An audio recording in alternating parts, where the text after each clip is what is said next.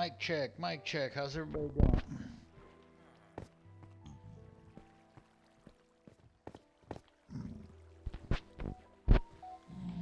Okay. Now,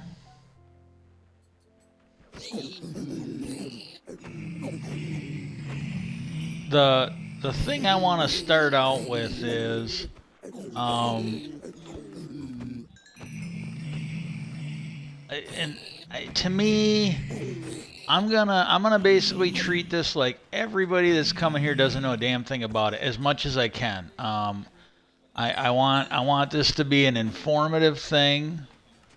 I want to be as accurate as I can, and you got to understand, I can only show you what's been reported. Um, I don't know for sure that any of this is true. I believe some of it, maybe believe most of it.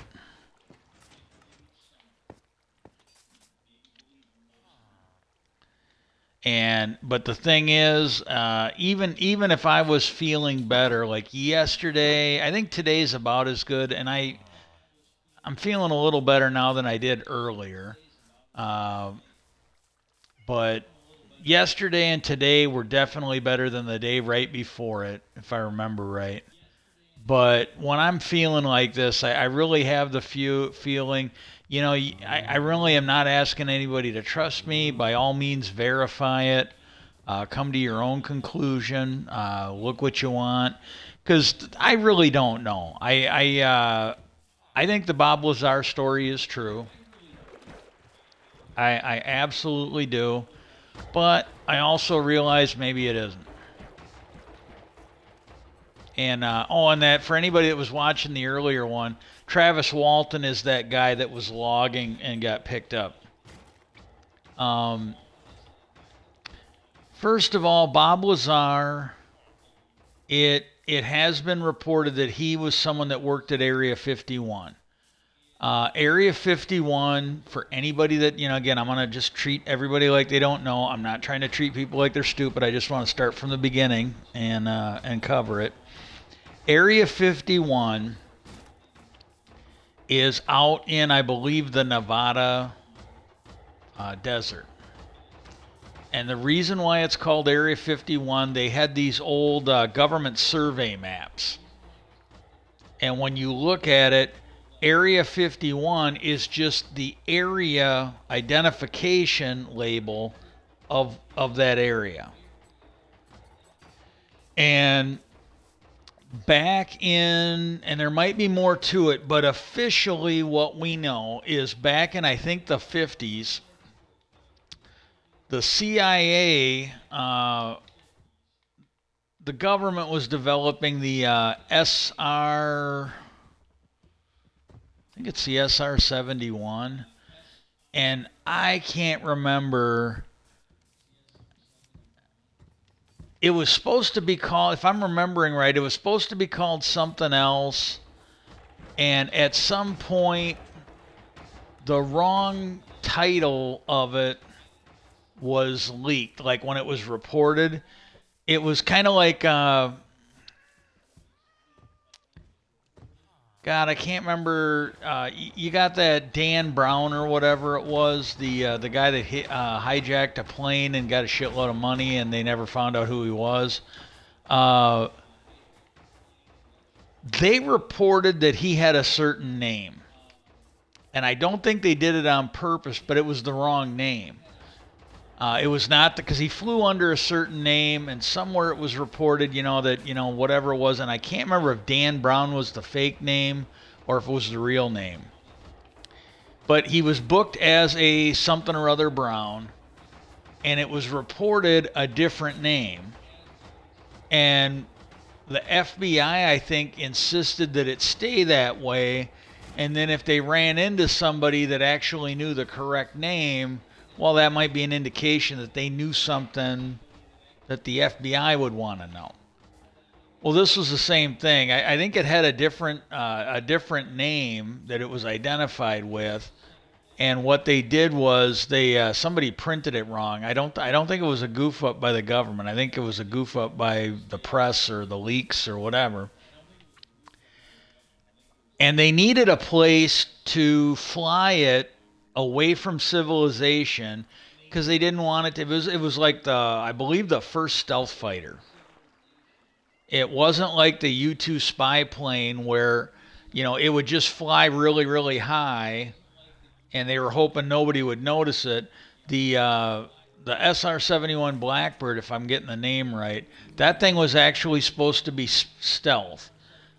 I can't remember if the material was supposed to be radar uh, problematic or if it was just the shape of it. And my understanding it is the last high-tech plane that was designed by hand.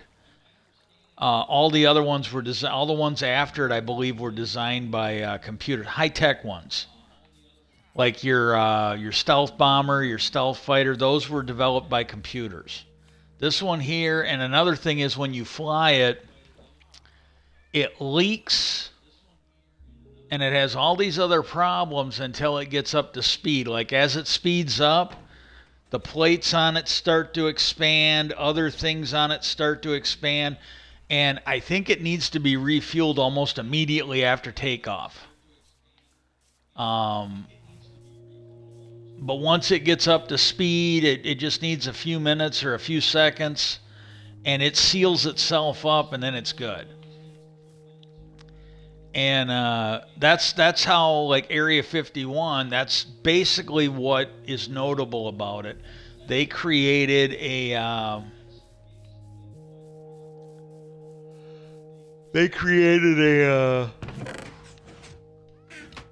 airstrip, and it's like it's a natural feature in the ground, and it is where they land and take off secret planes. He doesn't work there. Like, what happened is there is a place. It's called S4, and it's a few miles south of Area 51. That's where he worked, or that's where he claims he works. So let's put it that way. Well, what happened is this is a guy. The story overview, I'll go into a little more detail if I don't forget stuff, but he basically had a job. He ran into somebody.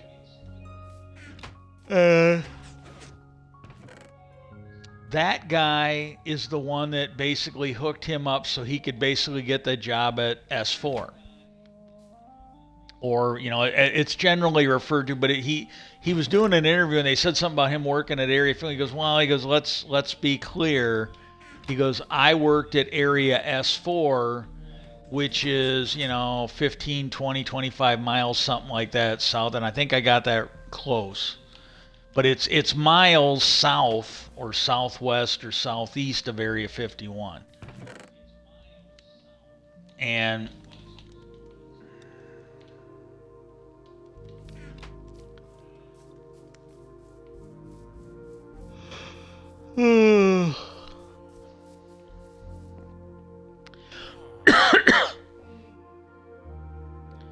and that he got the job.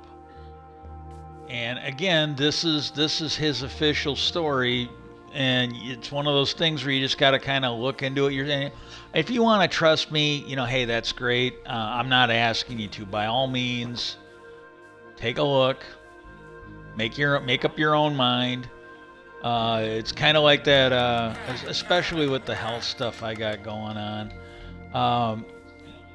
But it's kind of like that scene from Starship Troopers where he's asking his teacher, when they're graduating, hey, my parents want me to do this, and my girlfriend wants me to do this. What do you think you should do? And he said, go out, make your own mind up. Do what you want. He goes, that's the only real freedom we have, So, and that's what I'm doing. I'm not asking you to believe me on this. Stuff that I'm a little more sure of, I'll ask you to believe me. And I will tell you, I find Bob Lazar, I found him credible back then, and I will go, as much if I can, I will go into this today. I think he's more credible now, but again, that's for you to decide, not for me to decide. And but he got this job. He was hired by a company. He got this job, and once he got the job, he was basically told, "You can't tell anybody." So he couldn't tell his wife. Uh, he also couldn't, and I'm not sure he even knew, but he basically gave them permission to bug his phones, bug his house, and he couldn't tell his wife about that either. And he was working like all these weird hours, and my speculation on that, I haven't definitely heard him say this, but my speculation on it is um, they they did some real serious compartmentalization. And it reminds me of stuff the Nazis were doing in World War II. And it's basically a way to keep stuff secret. And, he even talks about this. He goes, well, yeah, the stuff they did, he goes, this is so against science. They had, according to him, they had like 9 spaceships there at S4 that he saw. There might have been more, but he saw. And the thing is, and you got to be honest about this, were they all real or were some of them fakes? Because he only worked on one of them. He called the one he worked on the sport model. And what happened was,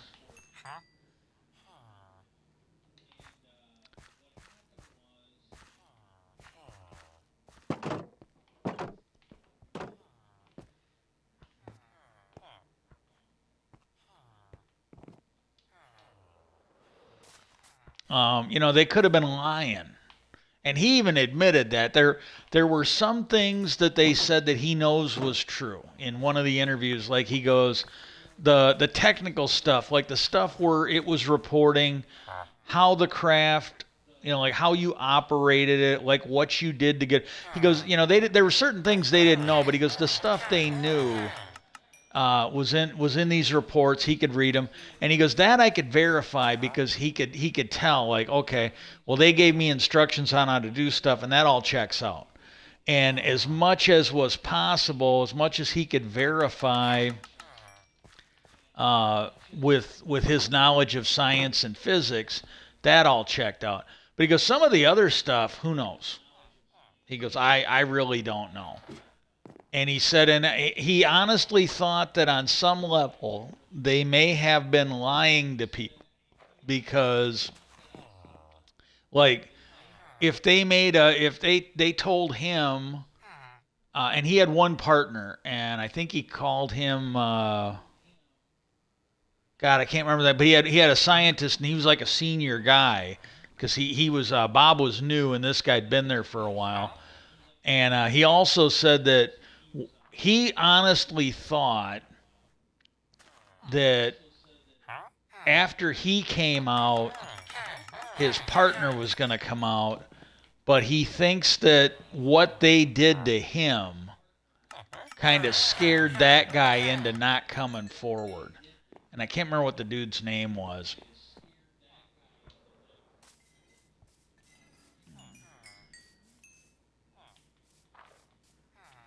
But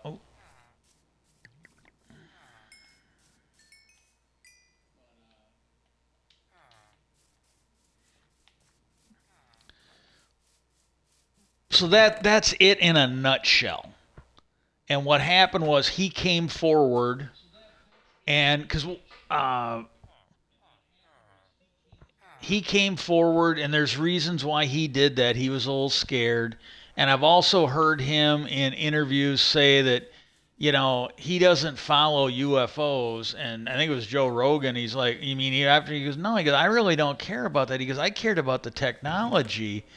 And he said, and I got to tell you, after all these years, he goes, the fact that I'm responsible for not being able to work on this stuff anymore, because he goes, I kicked myself. And I know he did this in one interview, and I can't remember who it was. He said if he had it to do all over again, he would probably not say, because he really doesn't like what happened to his life when he came forward with this. But if he had it to do over again, he probably wouldn't come forward so he could keep working on this stuff. You know, he was actually afraid. He was in fear for his life, and that's the main reason why he came forward. But that's it in a nutshell. Now we'll go into details. And the guy that broke the story is called George Knapp. He's on Twitter. He's a very distinguished reporter. And when he tells the story did not start with Bob Lazar. Story starts with, I believe, John Lear. And I don't know what his dad's name was, but his dad is the one that created the Lear Corporation. And John Lear, and I don't know if it's John Lear Jr. or if his dad had a different name, but John Lear is either the most decorated test pilot or he is the most decorated civilian test pilot, and I don't know which off the top of my head. But he is a guy that came forward. George Knapp was a relatively young reporter in Nevada. And he came forward, and there was a journalist there. And George Knapp said I was eavesdropping, which was a normal thing for me.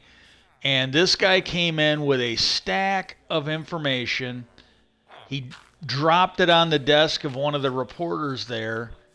And the reporter started going through it because he was basically, I can't remember if it was about UFOs. I think this was about UFOs, but he was basically had all this documentation that he said proved that they've got alien spaceships at Area 51. And he had credibility with the news program because he had basically, hang on, I'm going to go in. I just don't want to die while I'm shooting the shit with you guys. He had credibility because with his knowledge of planes and that, he had helped them break some stories on spy planes. You know, like the SR-71 Blackbird, I think. I don't think it was the stealth fighters. Might be wrong, but I don't think it was. But he had helped them break some stories. And so he had some credibility. Well, the seasoned reporter, that was kind of his beat. And he looked through all this information and he finally got mad and he goes, I'm not doing anything with this. He goes, if this crap was true, I'd already know about it. Well, maybe not. So he took the stuff and he was walking away and it sounded like he was a little hurt about it. Well, then George Knapp, as he was walking by his desk, he goes, hey, why don't you talk to me about that? He goes, I'm not going to promise anything, but I'd like to take a look if you don't mind since he's passed on it. So John Lear, I think he's passed now. I don't think he's alive anymore. And he came and talked to the guy. Well, what he had like this public access TV show. It was on the weekend, I think. I don't think it was during the week. I think it was on the weekend. I was watching this. He talked about it. And he goes, I think he said something like, I think I had 6 people that normally watched. They would bring in like, you probably had something like this. Maybe not anymore. Now I think they would just do it on podcasts. But back in the 80s and even the 90s, definitely maybe the 70s, what happened was they had these public access television channels. And they would basically do these shows, you see stuff similar to this maybe on PBS too. And he said, he was joking, but I don't think he was joking that much that, he had like 6 viewers. It's like 6 in the morning, 5 in the morning. And he would bring on like local politicians, like, people like a couple steps up from like the dog catcher and whatnot. And they would come on, he'd interview them, and he thought, well, hey, if you want, I would love to have you on my show. He goes, I can't guarantee you're going to get a lot of traction, but I'd love to have you on. This would be probably more interesting for me to cover than the stuff I normally do. Well, the guy, John Lear agreed. And when he did the story, he said the feedback from the people watching it was way more than he expected. He couldn't believe it. It was way more than 6 people. And there were people that were asking questions, there were people that were telling stories. And then what happened was he he brought him on again a few weeks or a few months later, and there was even more feedback. And I think, and I might be wrong here, again, I'm doing the best I can, but it was either the second or third time, because I think he had him on 3 or 4 total times for this story, because he kept bringing him on, because he had more to talk about. Well, I think the second or the third time he had on, this started getting picked up more than just on the morning show. There, he was actually going on other news shows, and they were picking it up. And well, then what happened at a certain point? I'm gonna go drop those emeralds off at the at my stonecutter village. But so he covered that story, and it was actually very, very popular. And then John Lear is the one that brought him Bob Lazar, and he said, "Well, hey, this seems to be pretty popular." And he was basically told by Knapp that, yeah, it's way more popular than I thought it would be. And George Knapp was told, hey, I got this guy. I don't know if he'll want to talk to you, but he supposedly works on alien crafts. He works for the government, and he'd love to come. I think he'd like to come in and because he's getting scared, and I think he'd like to come in and talk to you. He'd want his identity protected, but he kind of wants to come forward, and he might chicken out, but he wants to come forward and see if he can basically scare them off into leaving him alone, because he's starting to get worried. And this is what you got to understand. The story is that they hired him, and what had happened was he had gone to school.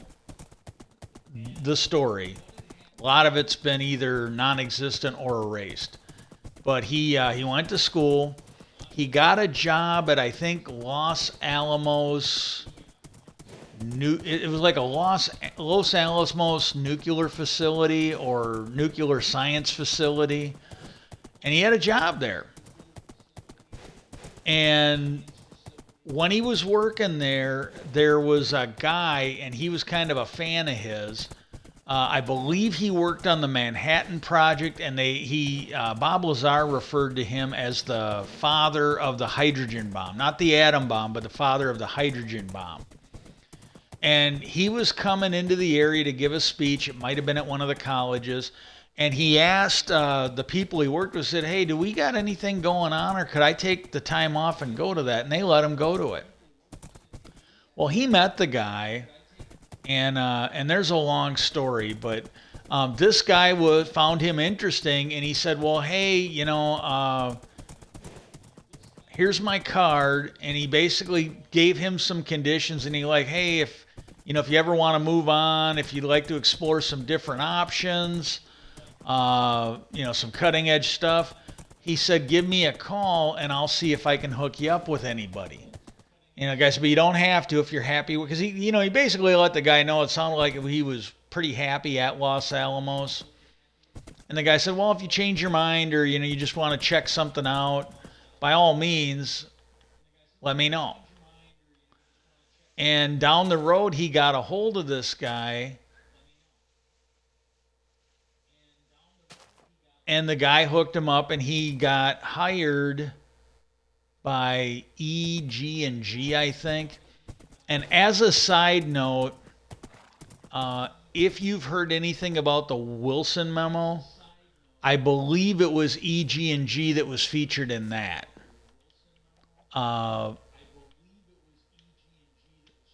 There was this Wilson memo. It was a sitting admiral at the time, and he was the top guy. He answered to people, but he was like the top guy in charge of the special access programs.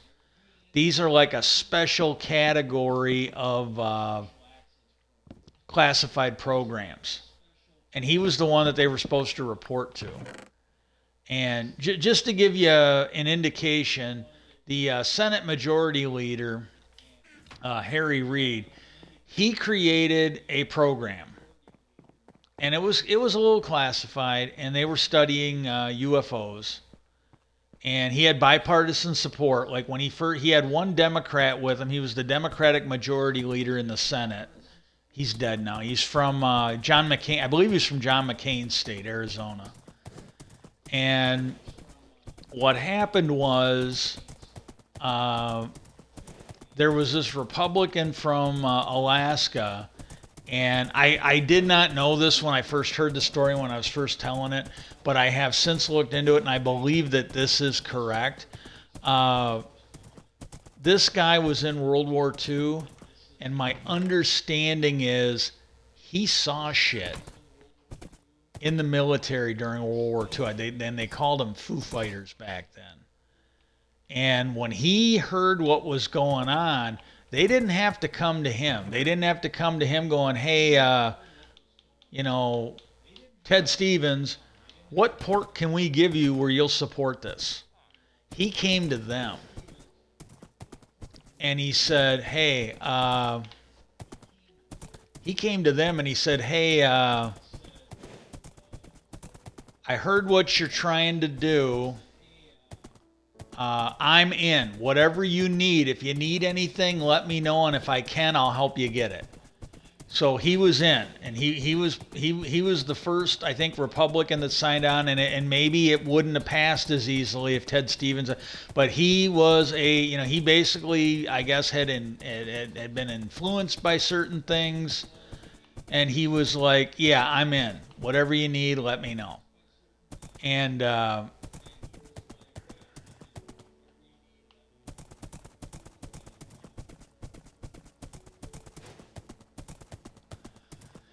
so when they started that program, now this is the head of the Senate.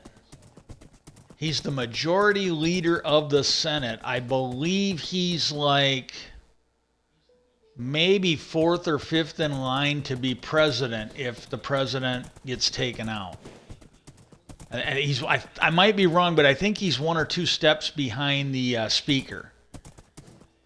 And what he wanted was, when he created this program, which was, I believe, classified, he wanted it to have special access status. And the reason he was trying to get that done is because then if it was special access, it might actually have access to other special access stuff. And the powers that be, as important as he had, like, I mean, seriously, like fourth, fifth, sixth, he's pretty high up in the succession. If something happens to the president, they're like, no, we're not doing that. You can't have that. And I got another, if I don't forget it, I got another little story. And this I did not know. This I just heard today, and it sounds like they've got the actual records from Congress. So that's how secret these special access programs was. Even the majority leader in the Senate, with the full support of the Senate, because they got the bill passed. So it sounded like they had a majority of the people of the Senate that was in on this. They got it passed through the House, and it might have even needed 60 votes to beat a filibuster. That was not enough to get this access to special access programs. But they got it passed. Well, when Wilson became in charge of special access programs at the Pentagon, he found out, and again, this is another one, I can't say for sure it's true. I believe it. And I believe it because a really, really, really good journalist with good credentials, he basically said, he goes, I I got confidential informants, and he goes, I haven't been given 100% proof that it's true, but he goes, my confidential sources who have come in on me for a whole host of things, they are telling me that it's true, or they're leading me to believe that it's true. But so they've done basically everything but show him hard, undeniable proof. But he's, and another thing is, in the memo, there's a couple people that are mentioned, and he said, I know these people, and he goes, my opinion of their character, if this wasn't true, they would have come forward. They no longer worked for the government, but he said the fact that they have not come forward is telling me that this is true. Because he said if this was a lie, even not being in the government anymore, they would basically come forward and say, hey, this isn't true. I didn't have anything to do with it. My name's on this. Well, then what happened is the Wilson guy, I believe at the time, said it wasn't true, but he still needed his security clearance. And the one thing I want to kind of point out, and this is a documentary or a little interview that I just saw, and I don't know how credible the guy is, but when he said this, it made sense. And the guy might be credible on some things. He might be credible on everything. I don't know him that well, so I don't trust him yet. But one of the things he was mentioning is he was talking about Bigelow, and he brought up, Bigelow is the guy that owned Skinwalker Ranch before Brandon Fugel. And my understanding of the timeline is soon after he bought Skinwalker Ranch, he got a government contract. And that was one of the things that was talked about with Skinwalker, that, there was this $22 million. And he said, the government spends more on Viagra than they do to study UFOs. But there was this $22 million, and what happened is,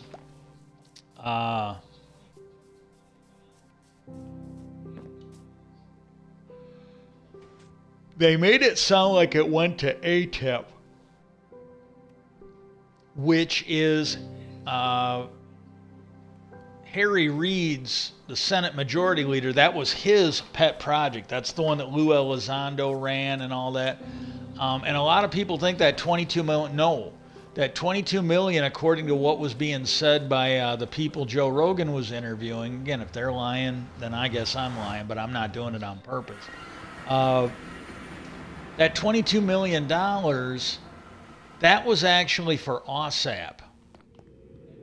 And it was basically spent on investigating Skinwalker Ranch.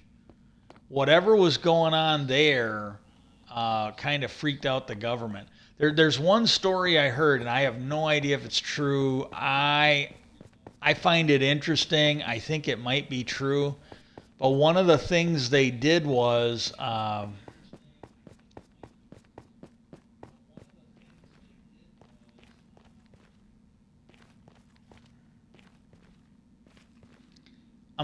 I'm just gonna take some of this out. What I'm looking for and I'm not finding it, but I need those ones that you can plant the the nether stuff on, nether rack or whatever it is, the stuff you can grow in here. Ooh. Okay.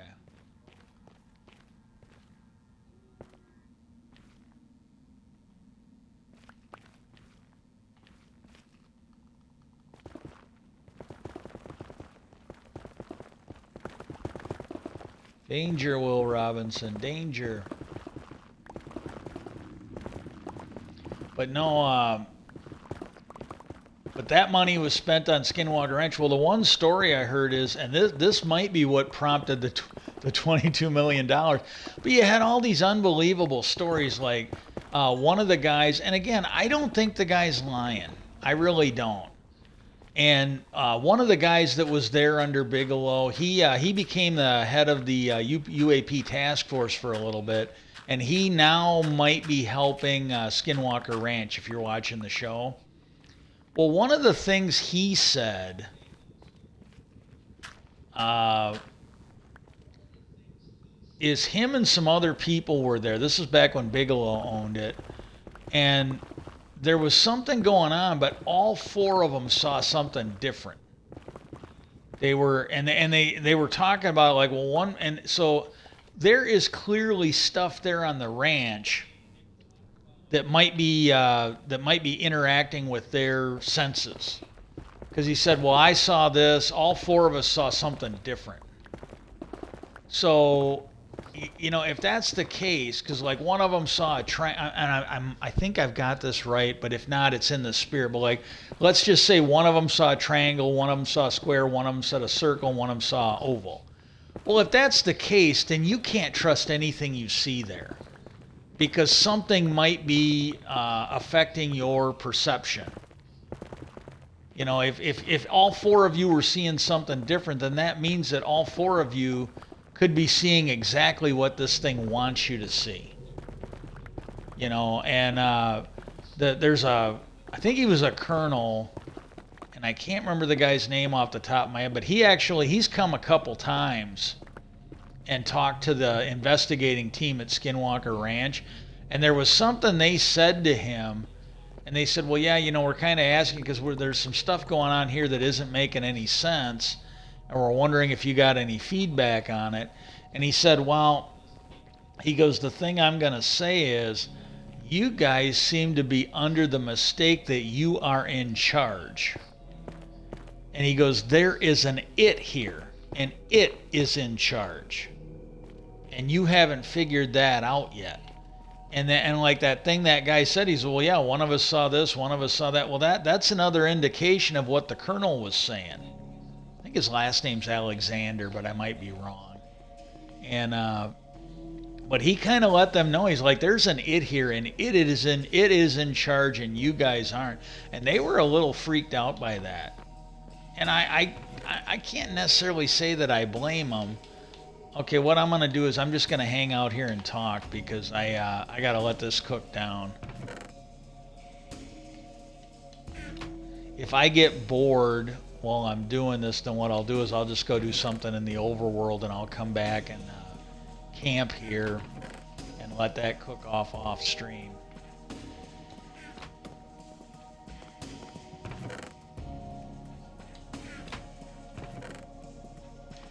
Yeah. Oh shit.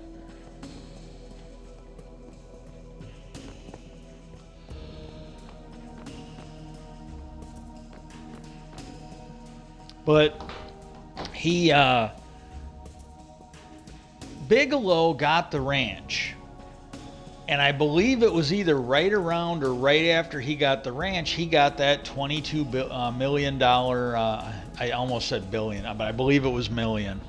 He got this $22 million contract, and then it was, I think, after he got the ranch, and it might have to be after he found stuff, because they have had people come forward who were there before Bigelow. They were there when, like, the Shermans owned it, or when the Shermans were working for Bigelow, because after he bought it, I don't know if they actually stayed on the ranch, but they stayed there and took care of the place.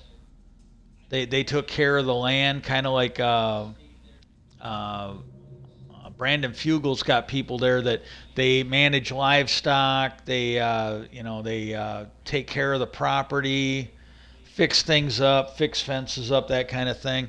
And that's what they stayed on. But he owned it, and they might not have been sleeping there anymore, so they could get away from it. Well, there were people that they have talked to, people that have known the ranch or were actually part of the Sherman family. They're like the descendants. And the way they were talking, there were materials that were found. And some of them might have been found before Bigelow. Well, Bigelow got all of them. And the one guy, he was a friend of the family, and I believe he was like a local science teacher, and he did some of the original scientific studies. And and I got to be honest with you, some of it they showed it on there, and they haven't gone back to it. But some of it, I think the scientists were like, well, some of it's not a big whoop, but it's documented. And I think it was credibly documented, so it helps. But it's not the stuff that they're doing on the ranch now. But a lot of the stuff they're doing on the ranch now didn't exist back then. It just didn't. And but he basically had wanted to know, like, because when he found out about that, he's like, well, would there be any chance of us getting some of that material back? Because he wanted to run some tests on it, and no. The Bigelow people, they had a claw fist. Once they got something, they didn't give it back, and they didn't share either. Well, uh, this one interview I was seeing, and the guy himself, he does a podcast, but he was being interviewed by God, I can't think of the name of it. I really wished I could, because I found it to be a pretty interesting podcast. On one of my earlier streams, if you want to go back and check it out, and I'm slowly getting them up. I am getting these up on YouTube. I don't think I've missed any, but I put the name of it there, and I don't even know if I got it labeled as UFO stuff. It might be some of the ones that are not labeled UFO, Skinwalker, but this guy. He made a comment, and they go, well, do you think the government retaliated on Bigelow? Something along those lines. And he said, well, what do you think? This is a guy right after he bought the ranch. He got government contracts. He had Bigelow Aerospace. He was getting government contracts. He was just rolling in money with his aerospace company. And he goes, shortly after he came forward and started talking about UFOs, he was losing his contract. The aerospace company was going under. And again, I'm not saying that's proof. I'm not saying that's hard evidence, but it's at least circumstantial evidence. And there's going to be a lot of this with Bob Lazar. But you can see, yeah, there's cause and effect. Now, maybe one doesn't have anything to do with the other, but it's at least, you got to give it some thought. And but with Bob Lazar, he got hired at this Los Alamos. He met that guy who had something to do with the hydrogen bomb, and then he ended up getting this guy hooked him up with a hiring agency. And they told me the name of it earlier today, and I just can't remember it. But it was a hiring agency, and they got him hired for a job with, I believe, EG&G, which also, if you believe it, is connected to the Wilson memo. So they've been a player in this, at least going back to Bob Lazar. And Bob Lazar came forward, and this was May or March of 89. Would have been the year after I graduated. Almost a year after I graduated. That's when the story broke. Now, it was a local Arizona reporting, I believe either that or Nevada, wherever George Knapp is. But it was local to them. I think Nevada might be right. They picked it up and showed it in Wisconsin. That thing kind of went around the country. It was shown nationally in Japan. There were other countries it went to. That thing was picked up. That thing kind of took off. That's how credible a lot of people found the reporting. And what happened was he came forward. They had darkened his face. They did not disguise his voice, and that may have been a mistake. He didn't get killed, so. But what happened was he called himself Dennis. And he mentioned that he worked at S4.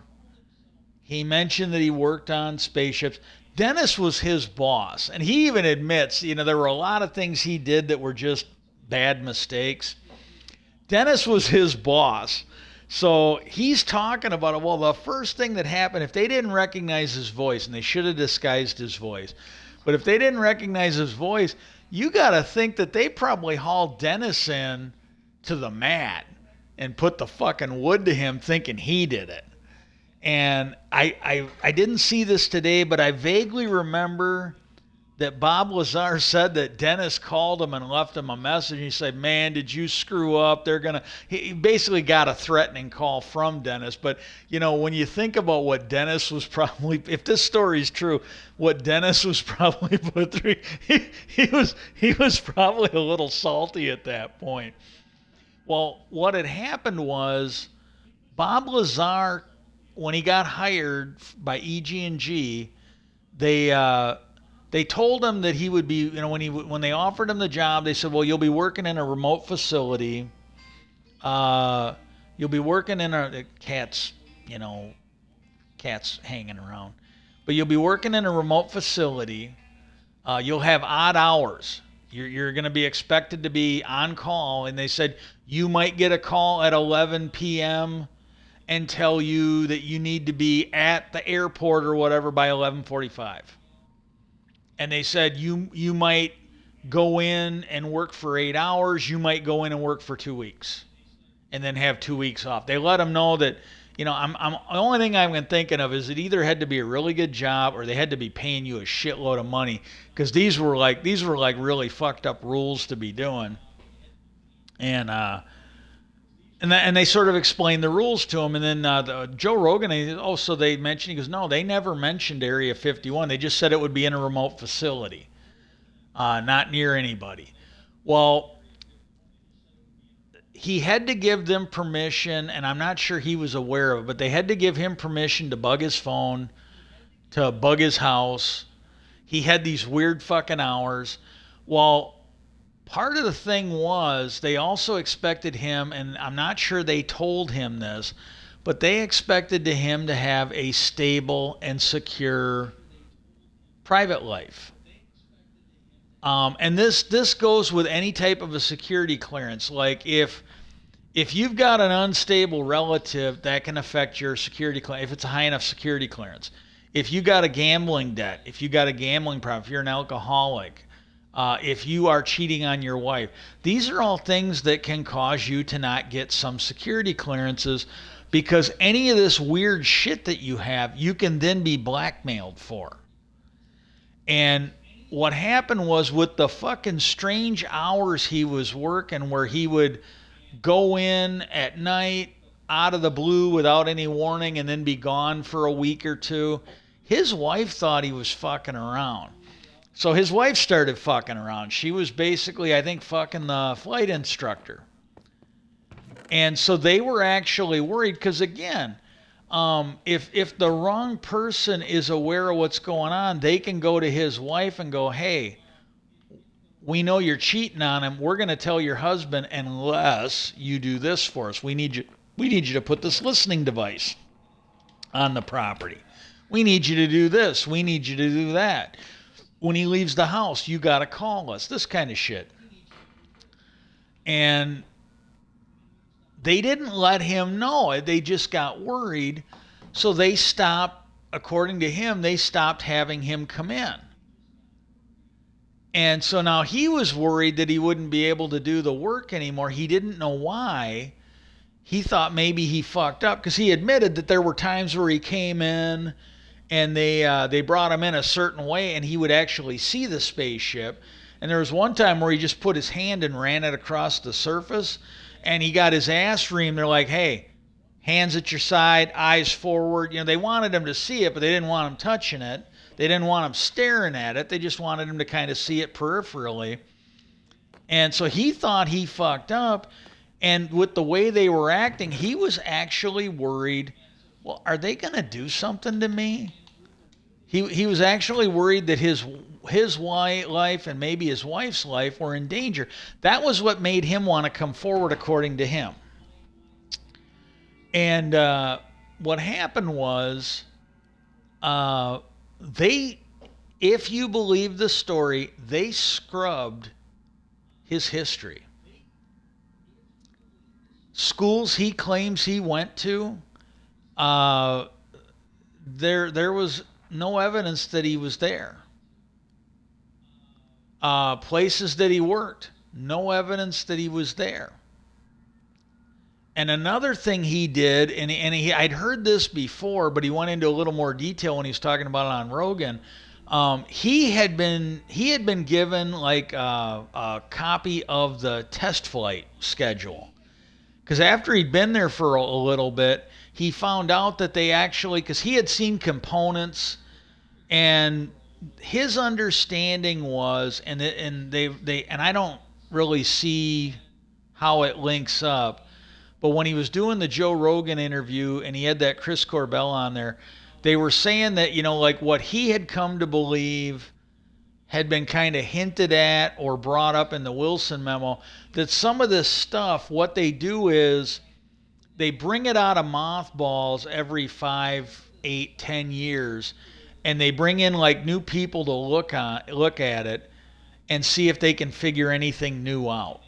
Because and he told Joe, he goes, you got to understand, he goes, this craft, from our standpoint, was really like magic. He goes, we didn't understand how it worked. He goes, and we were trying to figure it out. And he started explaining the various tests that they were running on it. And because I think the guy's name was Barry. It's the guy he worked with. And he said, yeah, that's how they did it there. They had, as far as he know, every one of these craft that they were researching had a 2-man team. And it was him and Barry. And this is the thing. It sounded like Barry had been there for a while, and he might have been the one that they brought in. They were going to bring him in for like a year or two and then probably move him to something else. But they just wanted to see with the new pair of eyes, if science had improved, and with a new pair of eyes, if he would catch something that nobody else did. And Barry, I think I got the name right. Barry did something, and he went to try and touch it, and it was like, it wasn't like solid, it was like a field, but he couldn't put his hands on the spacecraft now. And he said it was like if you're trying to push two magnets together, the more you push, the stronger it got. He goes, it was repelling me. And and that's his story. And Barry kind of laughed, Well, another thing he has made a comment on, that his understanding, at least one of the craft, and he said there were 9 of them, one of the craft was like from an archaeological dig. They were digging something up. It was, he didn't, he goes, it could have been from like 5 years ago. He didn't know. But they were digging up something, and it was supposed to be ancient, and they found this craft. And he goes, I don't know if it was the sport model I worked on or one of the others. He goes, I don't even know if it was true. He doesn't know if it was something they were lying to him, because he basically made the comment that he's of the opinion that some of the stuff that was not pertinent to his working on his craft, like the history of it and stuff like that, he goes, some of that might have been made up, because then that way, if it leaked out that, hey, this stuff was an archaeological dig, or if one of the craft is from Zeta Reticula, because he said that's where his craft, the history of it, they said it was from Zeta Reticula. And he doesn't know how they know that, but he goes, if the story leaks out, then they might know, hey, we told Barry and Bob this. One of these fuckers are the one that leaked the story, but he really didn't know, but he honestly suspected that certain details they might have made up or lied about just as a security precaution. So, and when the odd hours, when you talk about it, he basically said, yeah, this wasn't scientific. They were keeping all of us separate. Well, that's probably why they had such weird hours, because what would happen is, if somebody else was making progress, or if somebody else had some wild tests they wanted to run, they might not allow anybody else in. And maybe they'd have those guys in there round the clock for 2 weeks. And then when the 2 weeks was over, maybe they learned something from that they're now going to give Barry, and him and Bob are going to work on it. On this one, like, hey, we found this out here. And he said all of the craft looked different, but as far as he knew, they all had the same propulsion system. And this was something that was brought up more than once. They brought up on Joe Rogan, but it was brought up more than once. I've heard other people bring it up, and I've even kind of thought this, that I have heard stories going back that there's at least 20 different alien species. I want to say it's into the 40s, but there's at least, you got to go back to the 80s for this. And it was stuff that was being said. I don't know if it's true. I haven't even seen one alien species, but hey, I would really like to win the lottery. If any of you are out there, if you could put in fucking good word, that would be great. It helped me out a lot. But these people out there, they said that, there was, they heard stories, it was reported, it was leaked, that there were like, 20, 30, 40 different alien species that we had made contact with. Well, you look at us. You got a submarine, you got a helicopter, you got a fighter jet, you've got a vertical takeoff jet, you've got the space shuttle, you've got the Apollo rockets. Well, all 9 of those craft could be all from the same species. And each one of them does something different. All 9 ships could also be from multiple species.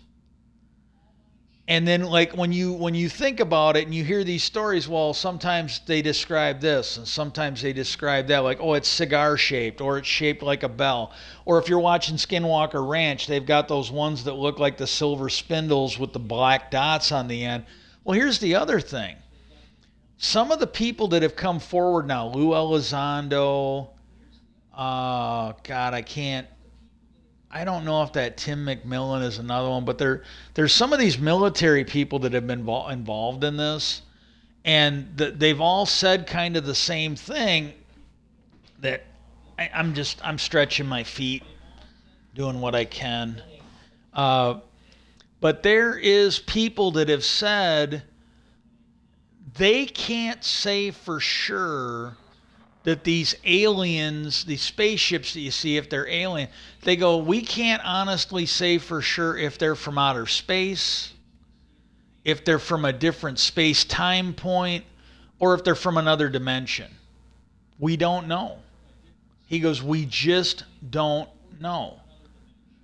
And so they go, calling these things alien, the unidentified aerial or anomalous phenomena or whatever, because they said we don't really know where this stuff comes from.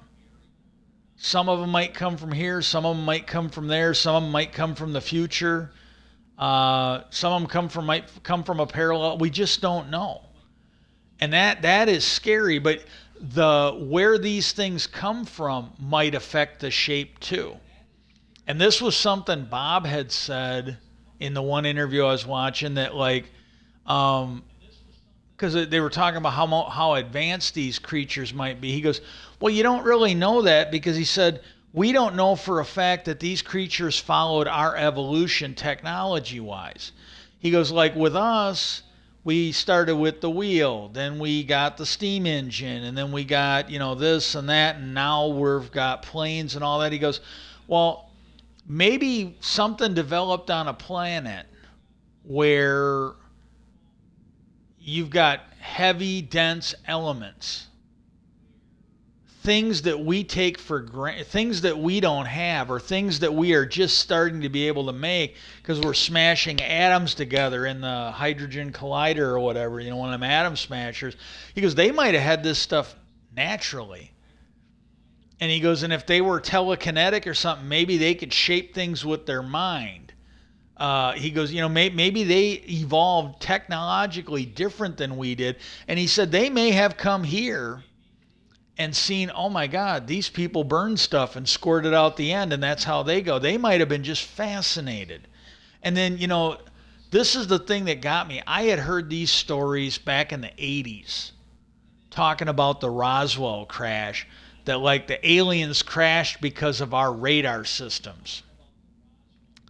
That something about our radar systems fucked up their ability to fly. And that was mentioned on the Skinwalker Ranch. That was something Travis said, They were talking about what they were seeing. Like I think it was on Beyond Skinwalker. They had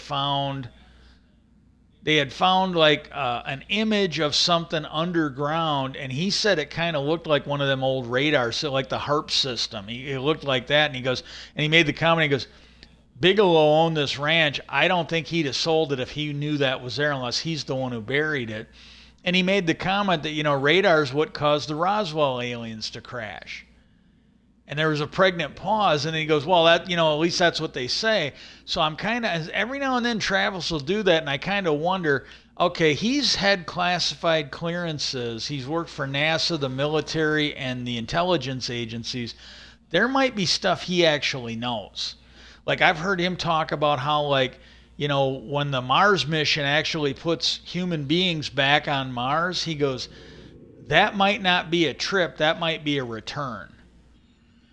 He said, we might not be going to Mars, we might be returning to Mars. And I always wonder when he says stuff like that, because he basically made the comment that the human body, if you have it at a certain temperature, it does not make bad cholesterol. It only makes good cholesterol. It's when you're above that temperature. Well, that magic temperature is the average temperature at the equator on Mars. And him and others on History Channel have mentioned that when they get astronauts up in space, they no longer have an Earth clock, a 24-hour-a-day clock. They have a time clock. The body starts operating on the Martian clock, not the Earth clock anymore. So again, when I hear him say stuff like that, I really kind of wonder. I don't want to keep mining here and then have to wait like that. I got all that stuff in. I'm going to go dig cobblestone. But I kind of wonder if there's stuff he knows from the military or intelligence when he says stuff like that. Like maybe he knows. Maybe they've uncovered something. Maybe he's seen evidence that circumstantially or absolutely proves that, yes, we came from Mars. And I just don't know. I literally just don't know. And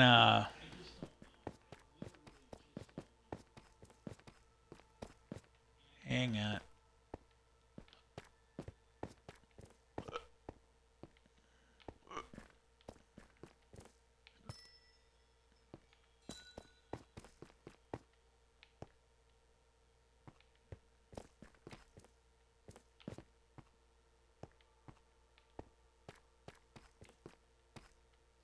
Oh, here we go.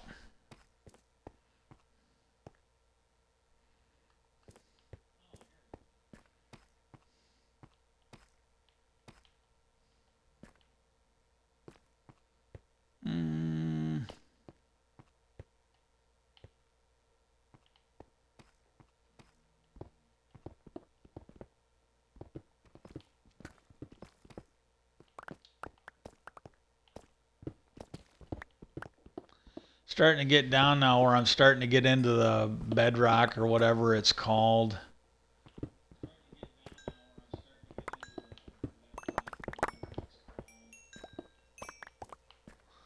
I kind of want the cobblestone, but there's a lot of shit here, gold and everything. So I think I'm gonna keep digging this.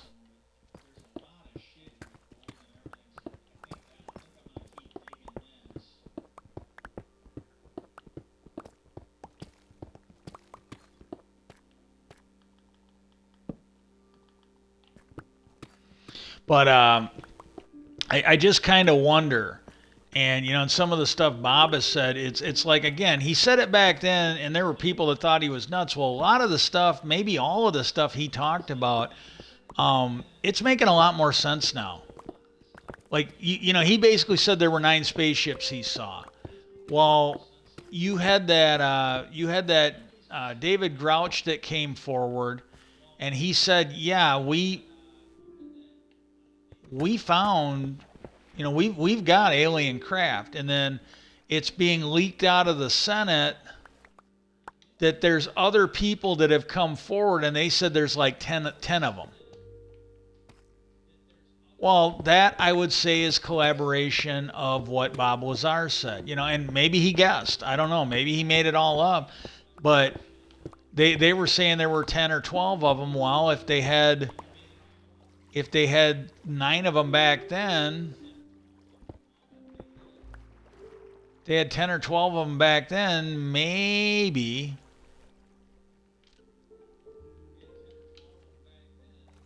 they found a few more.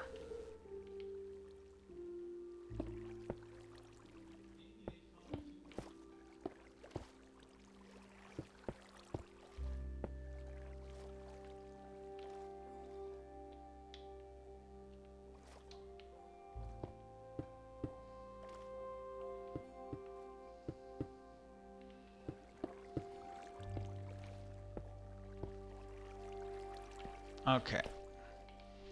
And so that was the thing, he came forward, and one of the first things they did is they kind of wiped him out of existence.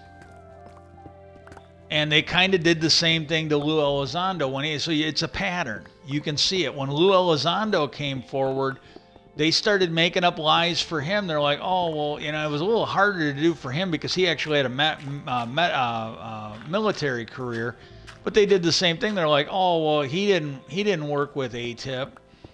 And then the reporters got confirmation that he had worked for ATIP, and they went back to their source at the Pentagon. They go, hey, look, you lied to us. We're finding out, oh, well, yeah, he sort of worked with it. He was attached to it, but he was no way involved. He wasn't doing anything with UFOs. And then Harry Reid came forward. He was retired at that point. He came forward. He said, look, that was my program. I'm the one that created it. It reported to me. Yeah, he ran it. He not only was attached to it, he ran it. He reported to me. And yes, he researched UFOs. So he came forward and said, yeah, that they're just lying. And so again, I would say that at least gives you a pause about Bob Lazar. Because they've done it since then.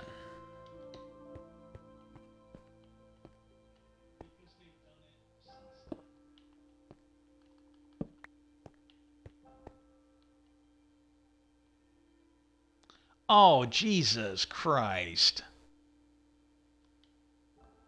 I can't believe I did that. Made like 15 goddamn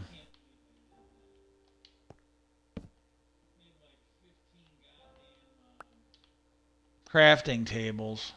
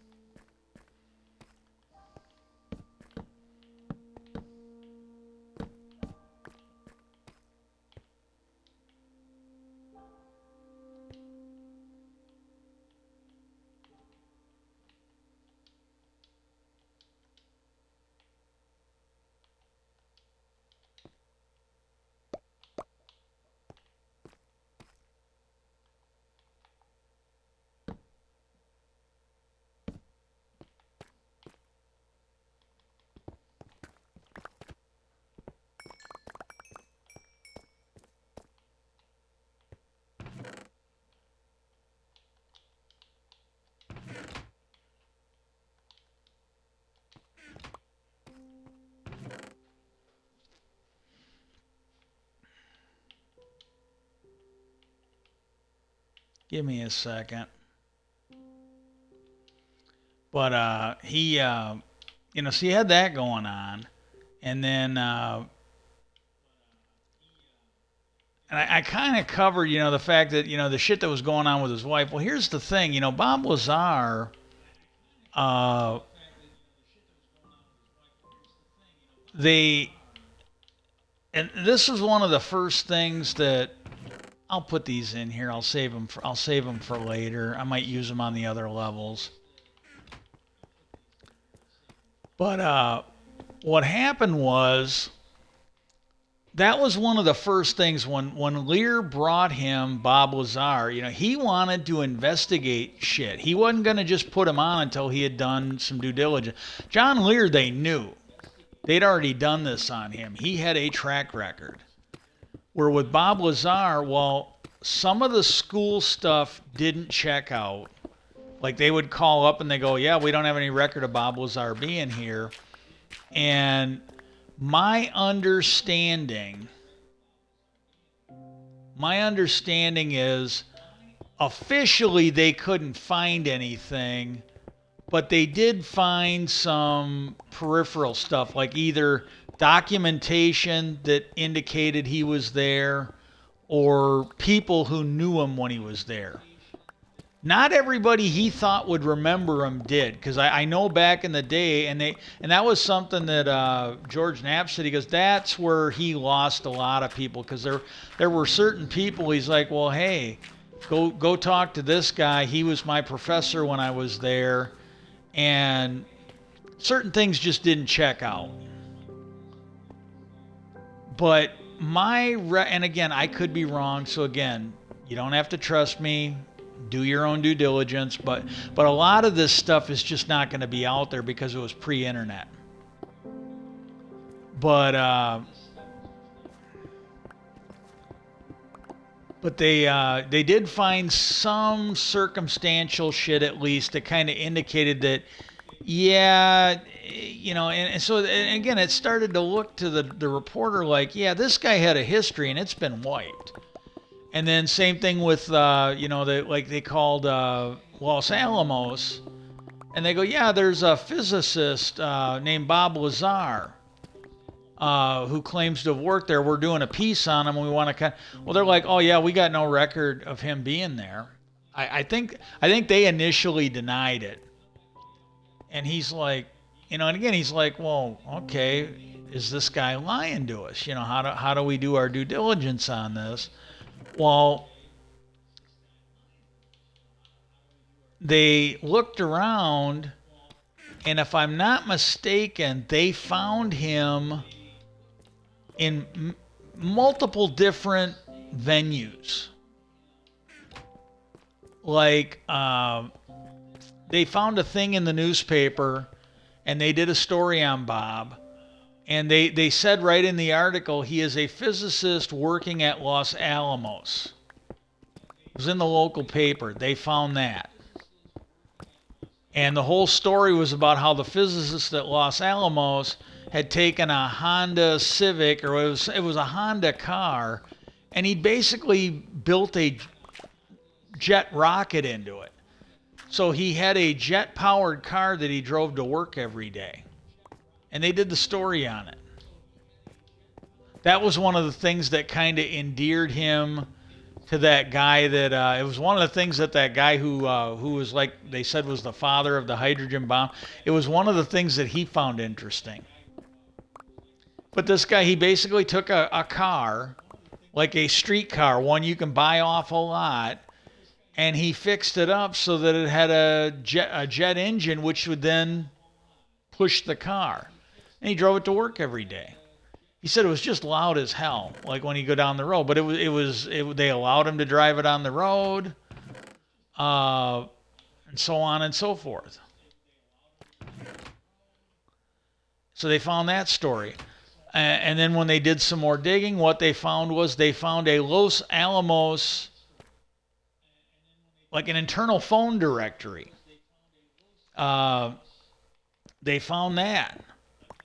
And he was in it. He had a phone number. You can look up Robert Lazar, and he was there. So they're like, they called him back and they go, hey, look, we got this newspaper that lists him. They did their due diligence, local paper.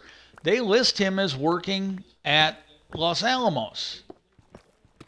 And then he goes, we also got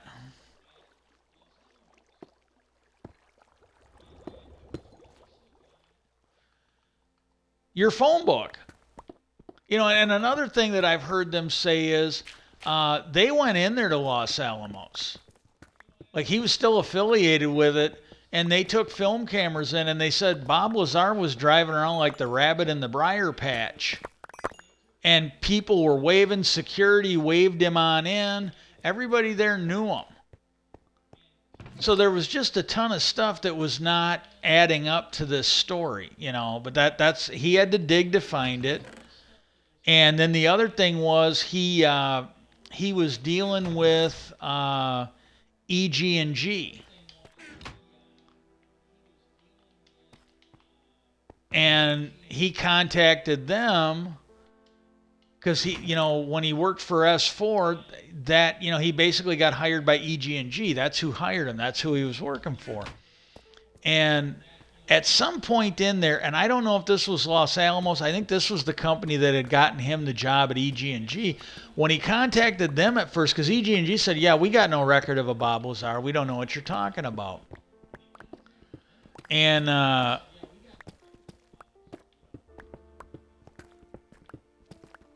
but when he talked to this hiring company, they said, "Oh yeah, we hired Bob Lazar. We got him a job at EG&G. We got all his paperwork." And they're like, "Well, can we get it?"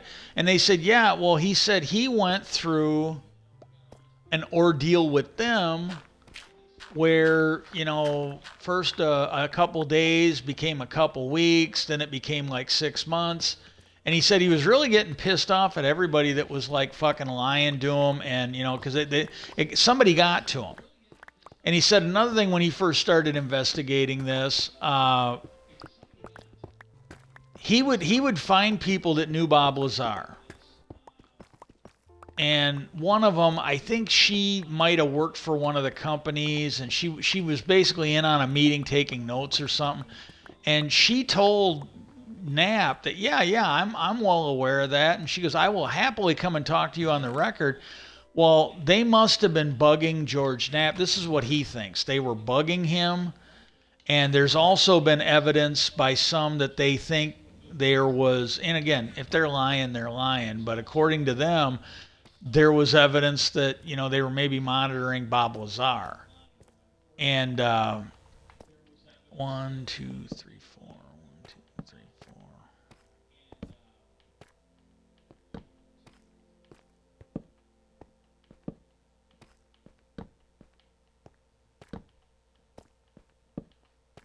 I'm doing this in a hurry and I might end up getting it wrong. I'm not going to do any more because the water's going to flush that out probably. And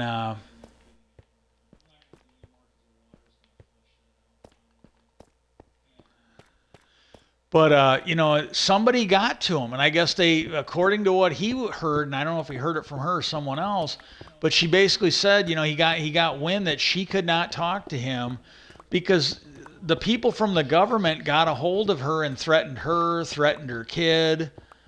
And they're like, yeah, you drive to go visit your daughter. Be a shame if they found your body out there in the desert, And again, this is like a recent story. This is brand new. From what they said, there are whistleblowers that have come forward, and they said they are pretty sure that there have people that have been killed to keep this quiet.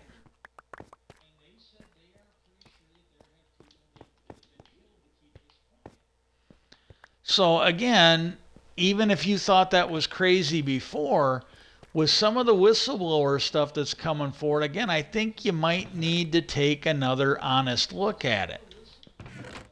Just hey, it is what it is. But I honestly think you might have to take another look at this shit.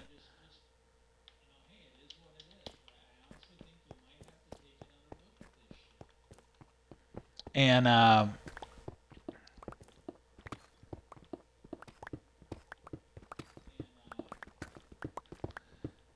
but that's what he ran into. And then now this one here, I remember, and again, I don't know, like this is what I remember, and I don't know if I'm I'm a little lightheaded today. I don't, but I recently saw this in a, and I believe it was a different one, but I think I saw it on Sightings. It used to be on NBC. I think I saw it on there. Oh shit. But what they did was, and I don't know if this was related, because I don't hear George Knapp talking about it, so I don't know if this is something George Knapp did. I thought he did, but he doesn't talk about it as much. But Bob Lazar had said that he had a W-2 form from when he worked for the government. And what happened was somebody had gotten a copy of that, and they I don't know if it was the Pentagon or his base or what, but this is a guy that had connections to the military. And, you know, when he heard it, I guess he volunteered. He goes, "Hey, I know exactly where to take that." It was like, I think it was his base, Navy base. Might have been an air, but it was his base, and I believe this guy was in the Navy, but I'm not 100% sure. But I think he was enlisted. But when he heard the speculation about this W-2 form, you know, that it was being paid to somebody that was working at Area 51 or S4,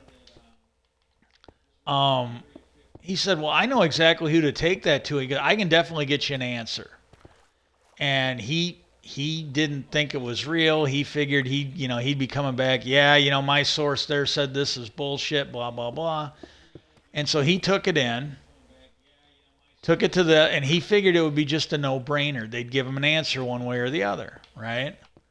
And what happened was the guy took it,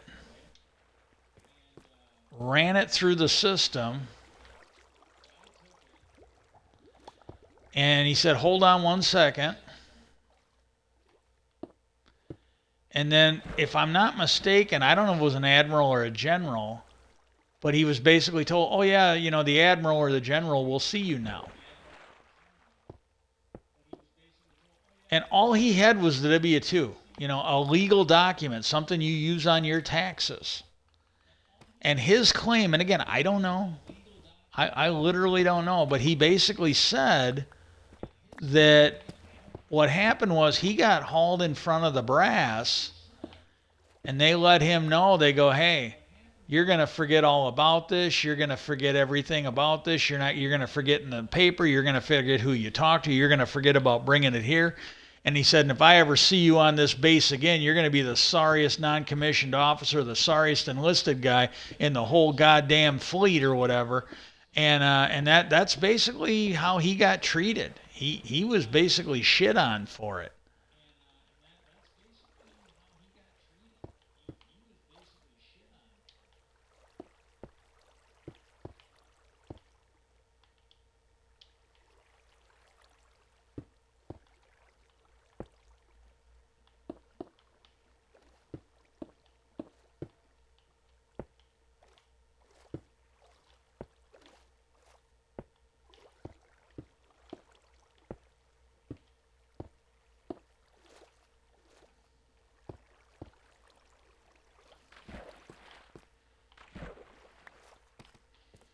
And so but that was back in the day, and like I might have been a newer one, but I remember seeing that back in the late '80s, early '90s, where they were talking about this stuff.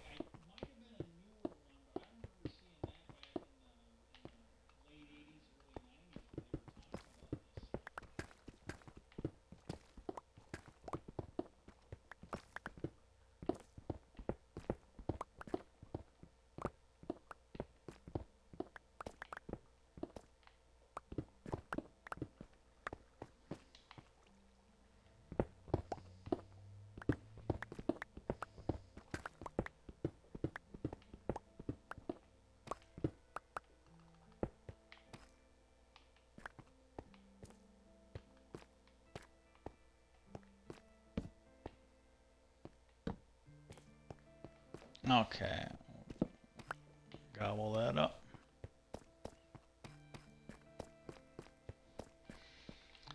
So that's the next thing that happened, and again, and then this one was on Joe Rogan, and he said he had talked to Bob Lazar, and Bob Lazar had made the comment that part of the reason, because he claimed he had been at MIT, and there isn't any proof of that, and he said, "Well," he goes, I don't completely understand how they don't have any record of me being there," but he goes, "The thing is, the stuff he went there to do, according to and Joe said, look, he told me, and I don't know if I have permission to speak about this. And he goes, I'm going to speak to it in general terms. He goes, I won't talk about exactly what he said he did, but he was there, and what he was studying was kind of in a quasi legal gray area. It was something that was, he said something about it. It might have been illegal by international law. Maybe not by U.S. law, but by international law.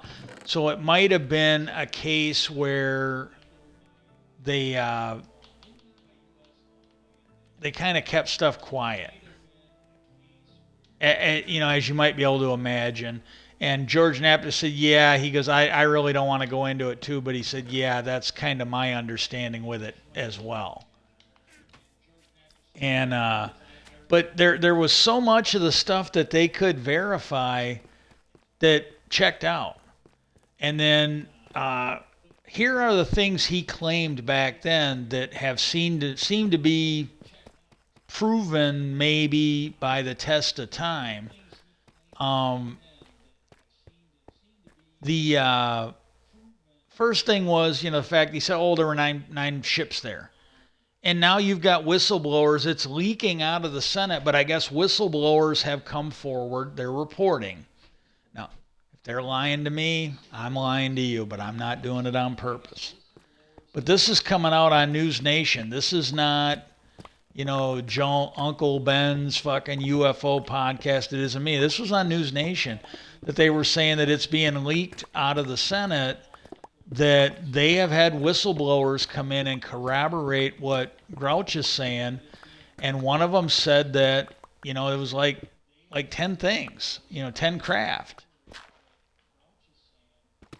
or more, at least 10. Well, that kind of lines up with what Bob said. Maybe they got a few more because he said 9. Well, maybe he didn't see them all. Maybe he looked at them in the distance and he was just kind of guesstimating. But, hey, that kind of corroborates Bob Lazar. Another thing he mentioned back then, he said that there was element 115. And he gave it a name. It's what they referred to it as. And he said that was what powered the ships.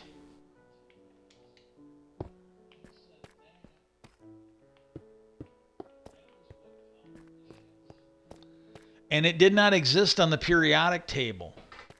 And he basically told you, and I'm not going to, because this was back in the late 80s, early 90s. And I got to be honest with you, back then I was starting to get into the martial arts hardcore, and I was a little more interested in learning how to, do things. And I found this fascinating, but I got health issues. I can't do stuff, so I got a little more time to mess with it now. But he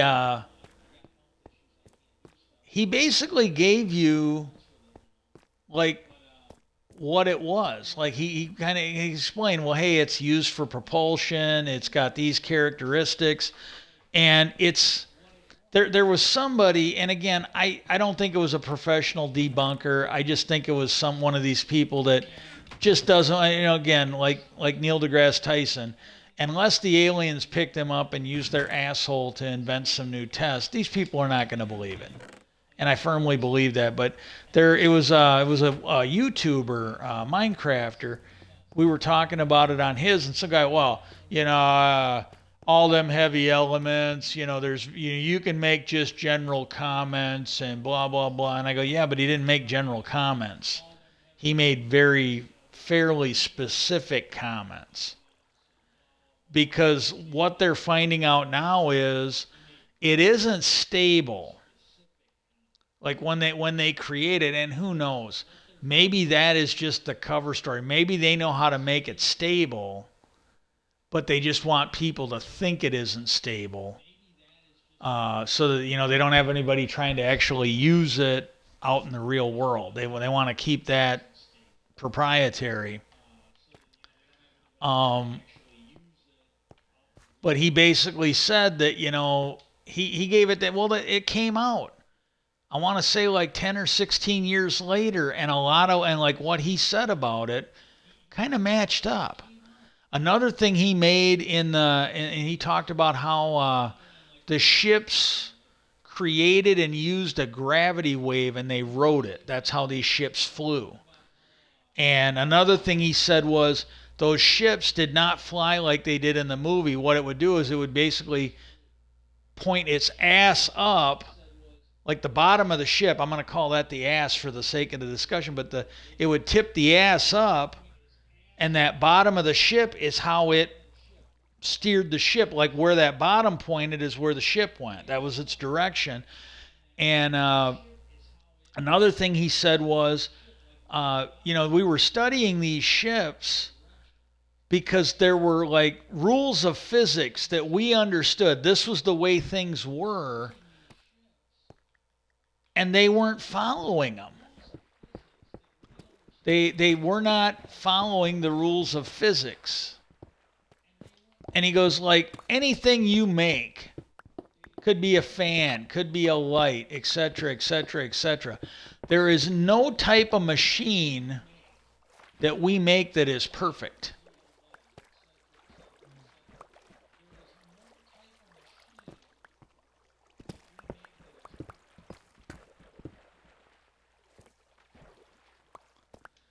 And the thing he was getting at is like, every time anything we make, anything that we have that is powered by stuff, he goes, it doesn't efficiently use 100% that energy. Some of it is used to create heat. And he said this ship didn't heat up. It was always at a ambient room temperature. Well, and so that was another thing. This is what he said. And again, it stuff seems to match up.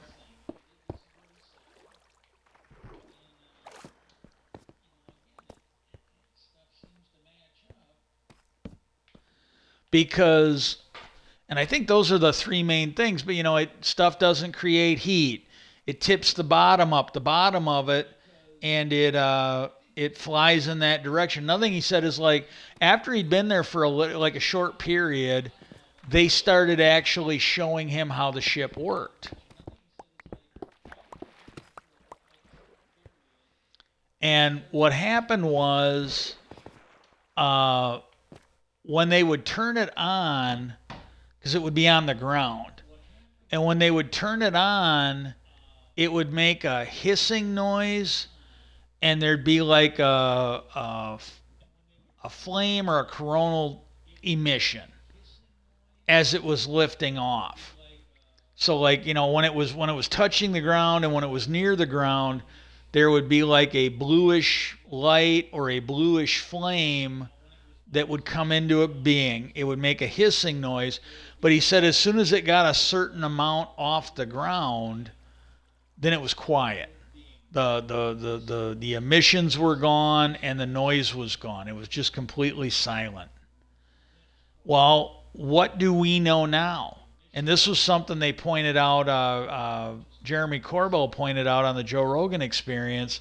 What he described back then, where it didn't create heat. It was completely, it seemed to be using 100% of the energy. Well, that sounds like the Tic Tac.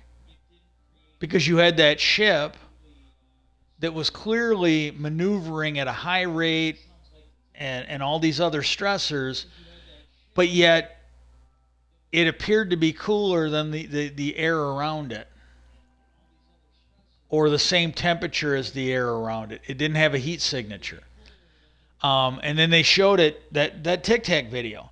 It was swinging around. It appeared to be flying like he said, where it would tip the bottom of the craft in a direction and boom, that's where it went. And it was absolutely silent. A lot of what Bob Lazar said matches up. after all these years.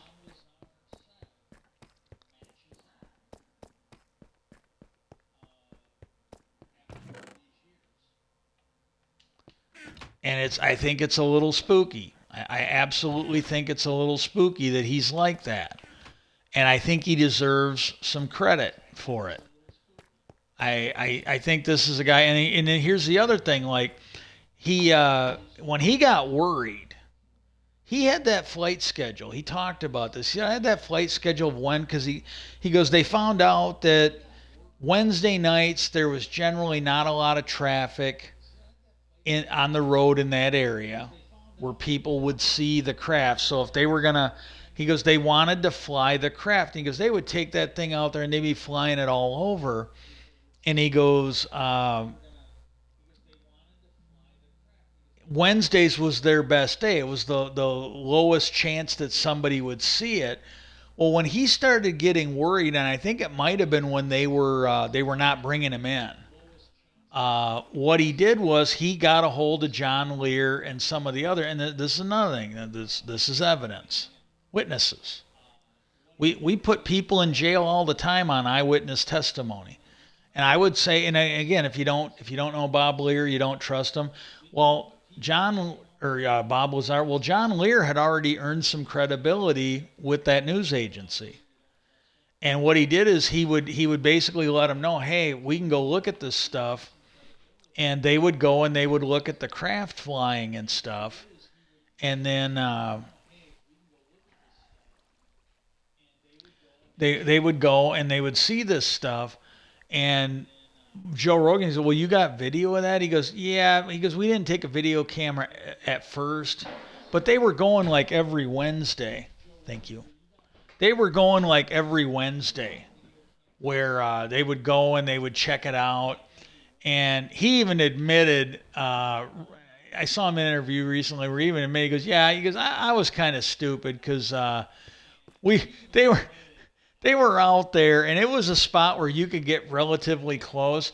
They were taking a fucking camper, and I think they were barbecuing. But he goes, first I think it was first just him and John Lear, and then every week they would take more people. And he's like, we were finally out there with a camper, leaving a big footprint. He goes, it was really just no surprise that they showed up.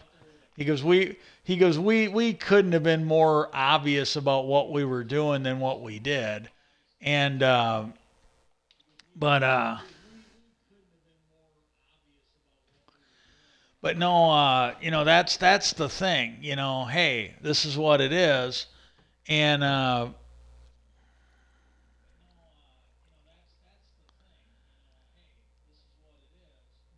but the thing is, like, and they were talking about this, it might be because of him.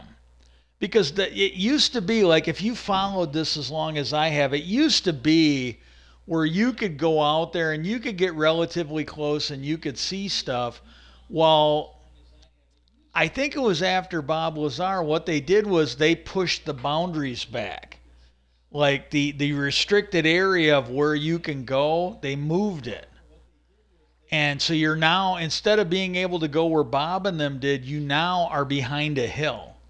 So it's harder for you to see. And this is the thing, if I didn't forget, I was going to tell you, this was something they were talking about, and I don't think it was Joe Rogan. It was one of the other ones I was watching. Well, what they said was, this might have been the one Corbell did. I can't, it's on Gaia, and you have to be a subscriber there. I either found something on Roku where I can watch it for free, or there's something else I have access to, but I can watch it on a different channel, and it's free to me right now. It might have been that one, but they basically talked about when that push came back, and he said, I believe it would be Nevada, wherever this was, whatever state it was. Well, the military came in, and it sounded like there were some legal questions of whether they could legally do this. And they grabbed the land, they pushed everybody back, and they said that this went into Congress. Now, I don't know if it was the state legislature or if it was the United States legislature in D.C., but and I think it might have been the one in D.C., but it sounded like it was the senator from that state. But it might have been the state Senate and not the U.S. Senate. I can't remember. Again, go investigate it yourself. I think it was on Corbell's, though. And what happened was he wanted to know, and he asked the witnesses that were there, he wanted to know what legal authority the Air Force or the military had to do this. And the guy said, oh, well, this is coming from a higher authority than the military. And this is what they were saying. It sounds like there is a record of this. Now, if they're lying to me, then I'm lying to you, but I'm not doing it on purpose. But they said, and if it isn't Corbell, if I think of it later or if I think of it on another stream, I'll mention it so you can go check it out. But the senator wanted to know what authority was higher than the United States Constitution. And that was kind of a gotcha thing where he's like, yeah, I just slapped that bitch and he's going to have to fucking. And the guy said, well, I'll be willing to tell you that in a classified briefing. So, and that was the thing. It's like, so here, and they said, this was the thing they said. They go, and this might have been on Joe Rogan, but they were talking about this and they said, look, you can go look at Watergate. You can go look at the Manhattan Project. You can go look at all these different things where a certain facet of the government set itself aside from the rule of law. They did things that were illegal, and they got away with it. And this is another indication of when they were doing that. But they said, yeah, they go, the senator's like, well, yeah, what right does the military have to do this?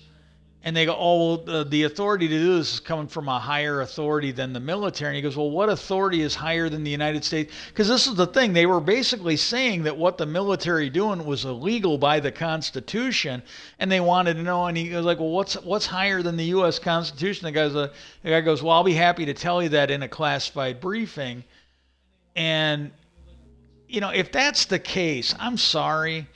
But if that's the case, then Gillibrand and Rubio and the president, maybe this is something where they should go back and strip that away from the military and give it back to the people. If there really was, and I don't know, but I'm just saying, if there really is a question of whether that was illegal or not, then maybe somebody should litigate this. I don't have I couldn't do it even if I was healthy because I'm not a lawyer. I don't even play one on TV in front of a New Jersey sex toy shop. I don't.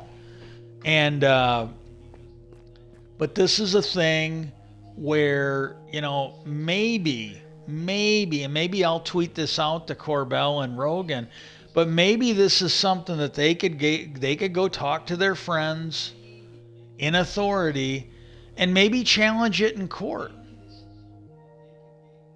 And get a hold of Rubio and Gillibrand. Maybe I will put this on Twitter. And if they're on Threads, I'll put it on there. But looking at that, I had never seen that before. That was absolutely new to me. That was absolutely freaking new to me. And again, there's more to this. Feel free to look it up. But I think I've shown you that there is definitely some interesting stuff, and I kind of showed you, and you can go check it out. But some of the stuff that Lazar was talking, because he talked about those gravity waves, well, people thought that was nonsense. Well, now, science, I think it was in 2016, you'd have to look it up, science basically came forward, and they have discovered that gravity does exist in a wave. And when this was newer when Bob Lazar was talking about it, because he talked about it back in the 80s. And he said, well, yeah, there were like two black holes that collapsed, and they were actually able to detect the gravity waves when they were seeing images of those black holes collapsing into each other. So they now know that a gravity is a wave, and he was saying it back then because he was experiencing it working with that craft. And there's another thing that I want to put in there. He's clearly been harassed. Uh, there and I don't know. And again, if they're lying to me, I'm lying to you, but I'm not doing it on purpose. I'm literally not. I don't know. But one of the things they were talking about is he had done, he had talked to Bob. I don't know if he even recorded it. It might have been prep work for an interview. It might have been an interview. It might have been, hey, the interview's over. Let's just shoot the shit. But I think Corbell had done an interview with Bob Lazar, and almost immediately after he left, Bob Lazar texted him and said that the FBI was raiding his house. And it sounds like the warrant was using things that were said in private while they were there. Like I said, I don't even know that he recorded it. So it was pretty clear, again, according to Corbell, it was pretty clear that they were bugging him. They were listening into him. And the whole thing and when you hear him talk, he did this on Rogan, he goes, regardless of what they had on the warrant, regardless of what they were saying, he goes, I suspect that they were looking for some element 115 that was stolen from the lab. And and they to date have not found it. But I gotta say that short of leaving a urine sample, fingerprints, and a sworn confession, they've done everything else that came right up to the line to basically imply that, yeah, he took some of that element 115.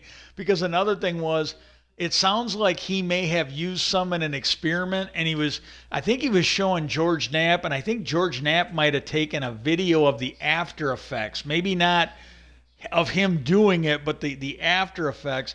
But I think he had some of that 115, and he was using it for an experiment, and I guess but again, nobody has shown it. And maybe Bob Lazar has pulled it back because it might be enough evidence to where they're going to throw him away. They're going to throw him under the jail until he gives the stuff back. But just certain things they've done, it's like they've done everything, absolutely everything you can do up to that line before you screw up and you're like Donald Trump and they're fucking hauling you in and you're going to court and you're likely going to go to jail. But it's just the way he said that, he's like, well, I think they were looking for element 115 and he didn't say might have been. I think he said was stolen from the lab. And I'm like, oh my God. It's like, yeah, you just be careful what you say, because if you put one toe out of line, they're going to haul your ass away. But and another thing they did, and this again was out there, and this was when George Knapp was vetting him back in the day, and I don't know if it was after the initial story, but he was vetting him. Well, it came out that Bob Lazar got arrested, and again, this to me is kind of proof that there's something going on. The fact that after Bob Lazar, it seemed like they moved the boundaries back at Area 51. Like he was the reason why they moved it over the mountain range.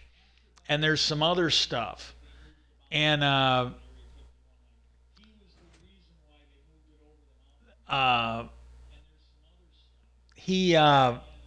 they busted him, and they were trying to make it sound like he was the mastermind of a fucking high-tech brothel out there. And he worked there. And this is the thing, when George found out, he was asking, he's like, well, he goes, you didn't do that. And he's like, well, I knew this one girl there and I kind of liked her, and you got to understand, his wife left him. He got, I think him and his wife were on the outs. and it was probably a reasonably attractive hooker that might have been more attractive than his wife, but he basically was doing it because he was friends with this prostitute that worked there. And what they did was they tried to make it look like he was the mastermind, and there was literally a guy with a criminal record, or at least a suspected record, linking him to the mob. I don't remember. I can't go into too much because I just don't remember. I got the broad strokes, but I'm gonna say, like, he was a known quantity with the fucking mob task force, or the gang task force. I think he had a mob nickname. In some building, in some office, they probably had a picture of him as like a lieutenant or a soldier. It sounded like he was probably a made guy. He probably had a nickname like One Ball Vinny or something like that. And this is the guy that was clearly in charge. This was the guy that was clearly running it.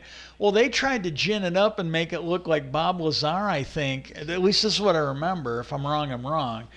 But they tried to make it look like he was the mastermind behind. And all he did was set up some technology. Like, I think he did something to the phones so they wouldn't be easily traceable.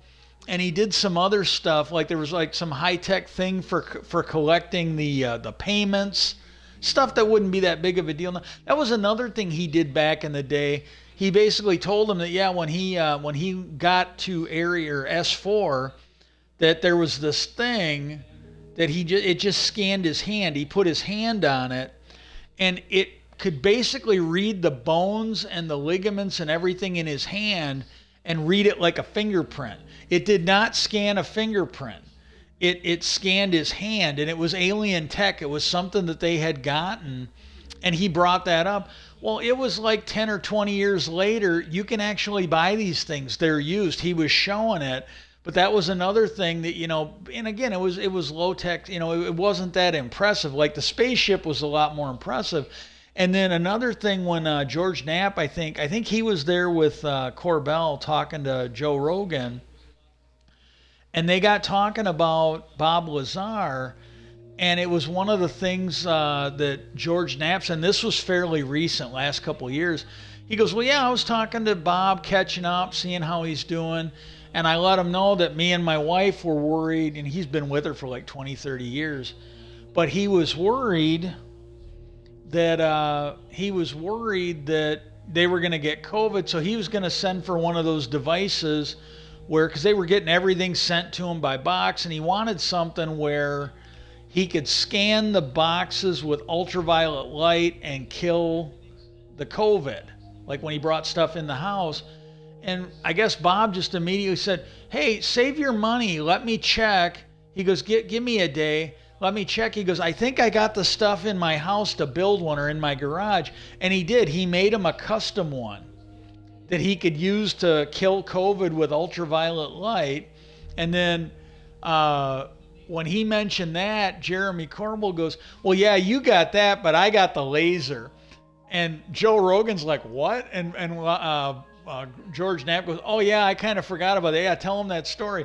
What it was is Bob Lazar, I think he took like a toy ray gun, something you buy and it shot lights, but it was harmless. Well, what he did is he took it apart and he replaced a couple of the he replaced a couple of the components in there. He replaced some of the stuff in there, and Corbell said that he can actually ignite boxes from like 50 feet away. He can just point it at it, pull the trigger, and the laser will set shit on fire. I can't remember if he said it would actually set wood on fire.